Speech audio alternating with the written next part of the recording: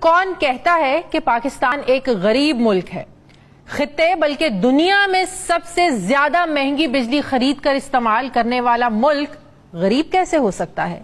یہ کیسا غریب ملک ہے کہ جن آئی پی پی سے بجلی خریدتا ہے انہیں پیسے بھی پورے ادا کرتا ہے، چاہے بجلی استعمال کرے یا نہ کرے؟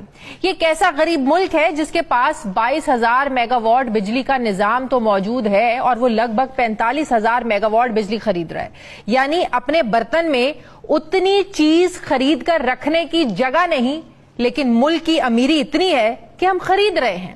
یہ کیسا غریب ملک ہے جہاں لگ بھگ 7 آئی پی پیز ایسے ہیں جنہوں نے ایک بھی یونٹ پیدا نہیں کیا، لیکن انہیں اربوں روپے کی پیمنٹ عزت سے اور بر وقت ادا کی جاتی ہے۔ یہ کیسا غریب ملک ہے جس میں بجلی ڈالروں کے حساب سے خریدی جاتی ہے اور ڈالر کی قیمت بڑھنے کی صورت میں پیمنٹ کے جو صفر ہوتے ہیں اس کو خوشی خوشی بڑھا دیا جاتا ہے۔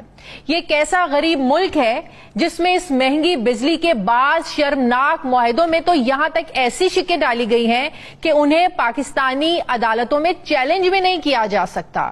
آئی پی پیز کے ساتھ ناظرین ان معاہدوں کا سلسلہ 1994 میں شروع ہوا۔ پیپلز پارٹی کا دور حکومت تھا جس میں 35 کمپنیوں کے ساتھ بجلی خریدنے کے معاہدے کیے گئے۔ جنرل پرویز مشرف کے دور حکومت میں 48 کمپنیوں کے ساتھ معاہدے ہوئے۔ پھر مسلم لیگ نون نے 2013 سے 2018 کے دور حکومت میں سب سے زیادہ 130 بجلی بنانے والی کمپنیوں کے ساتھ ایگریمنٹس کیے۔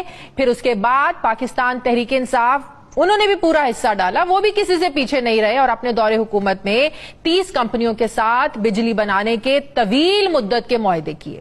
کچھ کمپنیز کے ساتھ تو 2057 تک کے معاہدے کیے گئے، یعنی آئندہ 33 سال تک ان کمپنیوں سے عوام کی ہم سب کی جان چھوٹنے والی نہیں ہے۔ بجلی بنائیں یا نہ بنائیں لیکن ادائیگیاں ہمیں کرنی ہیں۔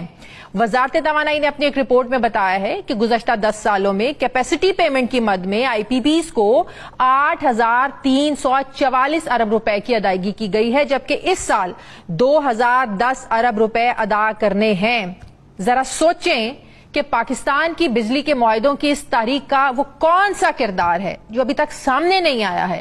آپ مہنگی بجلی کے خلاف احتجاج بھی دیکھتے ہیں، تنقید بھی سنتے ہیں، لیکن وہ کردار ہمارے سامنے نہیں آتا۔ زیادتی کی نشاندہی کرتے بھی بڑے لوگ نظر آتے ہیں، لیکن ایسے معاہدے کرنے والے جو کردار ہیں ان کو سامنے کیوں نہیں لایا جاتا؟ کبھی آئی ایم ایف تو کبھی ورلڈ بینک پر ڈال کر بجلی مہنگی سے مہنگی کرتے جا رہے ہیں۔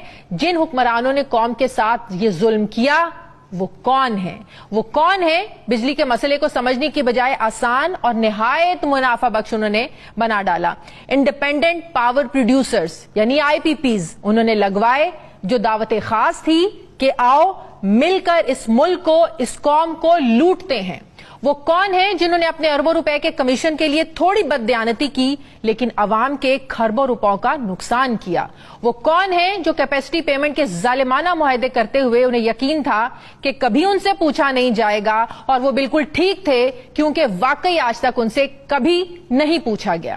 وہ کون ہیں جنہیں پتا تھا کہ ہمارے کرپشن پکڑنے والے ادارے این آر او دے کر جان بخشی کر دیتے ہیں؟ وہ کون ہے جن کے خلاف اب احتجاج تو ہو رہا ہے، آج بھی ہو رہا ہے، لیکن ابھی بھی معصوم قوم کو ان کے نام نہیں بتائے جا رہے؟ وہ کون ہے جو ایسے فیصلے کر کے بھی احتساب کے دائرے سے آج بھی باہر ہیں؟ پاکستان میں آئی پی پیز کے خلاف علم بلند کرنے والے سابق وفاقی وزیر گوہر اعجاز نے سپریم کورٹ جانے کا اندیا دیا ہے۔ وہ روزانہ پاکستان کی میڈیا سکرینز پر آتے ہیں اور ان ظالمانہ معاہدوں کو بے نقاب کر رہے ہیں۔ ان آئی پی پیز کے بینیفیشریز کے بارے میں صرف اتنی کہانی سامنے ہمارے آتی ہے کہ وہ 40 خاندان ہیں جو اب تک اربوں ڈالر لوٹ چکے ہیں، لیکن ابھی بھی سوورن گارنٹیز کے نام پر ملک کو بلیک میل کیا جا رہا ہے۔